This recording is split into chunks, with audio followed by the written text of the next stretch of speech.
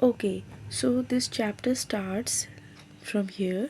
We say that we often come across, यानी कि हम अपनी लाइफ में come across का मतलब अपने लाइफ में difficult situations in our day to day life, यानी हम अपनी रोज़मर्रा की ज़िंदगी में बहुत सारी प्रॉब्लम्स को फेस करते हैं. Taking the first step is the toughest.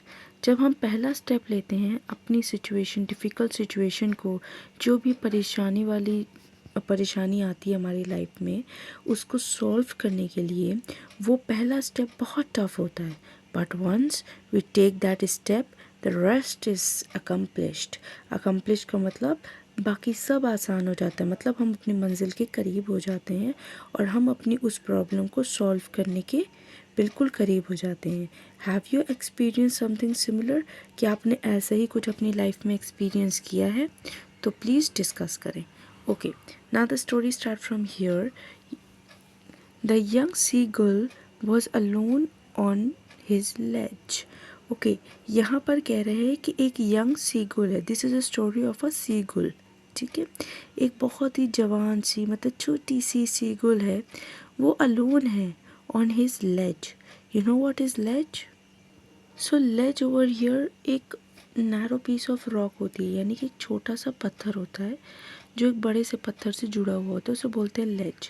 तो ये एक छोटा सा सीगुल है, वो उस लेज पर अकेला है, उस पत्थर पर अकेला है. His two brothers and his sisters had already flown. यहाँ पे फ्लॉन का मतलब है, फ्लू का पास्ट टेंस है फ्लॉन, यानी इस सीगुल के दो भाई हैं और उसकी एक सिस्टर है. ठीक है, ये लोग जो है ये पहले ही उड़ चुके हैं. Flown away the day before, एक दिन पहले. डे बिफोर का मतलब होता है यस्टरडे. तो कल ही ये उसकी फैमिली के दो ब्रदर और उसकी सिस्टर उड़ चुकी हैं. He had been afraid to fly with them.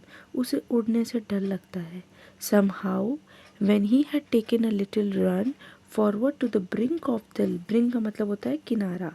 Okay, somehow यानी कैसे करके, when he had taken,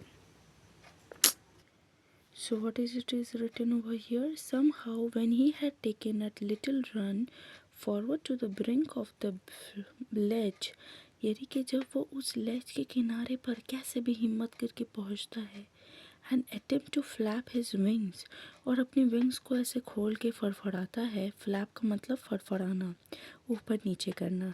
he became afraid, वो डर जाता है.